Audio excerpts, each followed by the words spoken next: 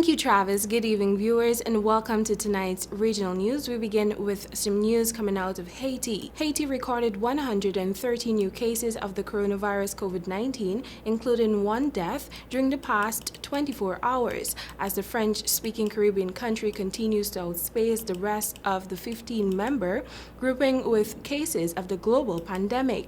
The Ministry of Public Health in its daily bulletin said that as a result of the new cases, Haiti now has a total of 5,324 cases since the first case was reported on March 19. It's said that a death in the north of the country brings the national total to 89 and that 436 people have recovered from the virus. The health authorities said that the number of active cases there was 4,799, while 10,825 people suspected of having the disease have been tested since March 19. Meanwhile, the Catholic Relief Service, through an initiative funded by the European Union, has provided 15 hand-washing stations with boxes of soaps and gallons of chlorine in some areas. Authorities continue to urge Haitians to continue to follow the hygiene protocols necessary for stemming the spread of the virus.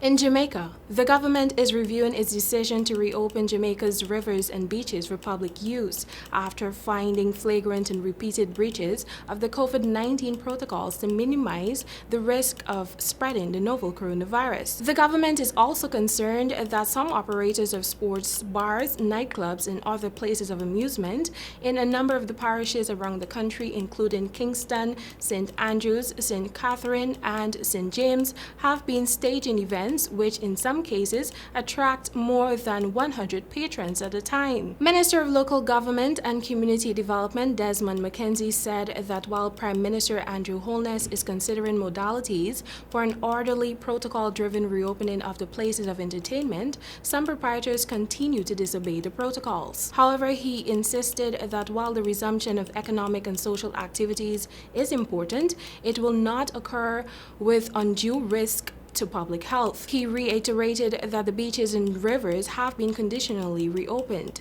and a review of the manner in which people are using the facilities is underway. He said that the manner in which people use the recreational spaces will effectively determine whether it is extended. The government allowed a phased reopening of the beaches and rivers effective Sunday, June 7, allowing people to visit public beaches during the opening hours of 6 a.m. to 6 p.m. and the rivers from 6 a.m. to 8 p.m.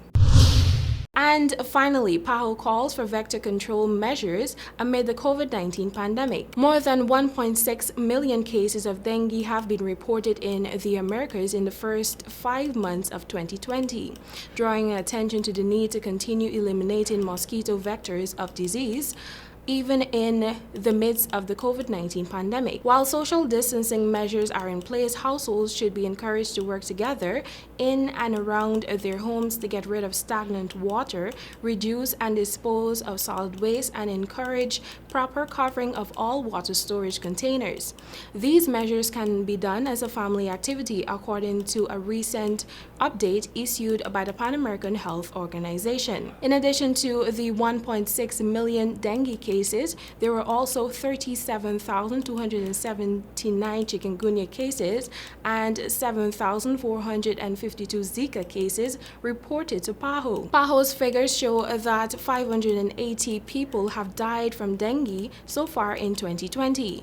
The PAHO update said the COVID-19 pandemic is placing immense pressure on healthcare and management systems worldwide. Notwithstanding the impact of COVID-19, there is a crucial need to sustain efforts to address dengue and other mosquito-borne diseases using the integrated management strategy to prevent and control them. This strategy covers management, patient care, laboratory integrated vector management, and environment. Well, that's a wrap for tonight's regional news. Thank you for watching, and back to you, Travis.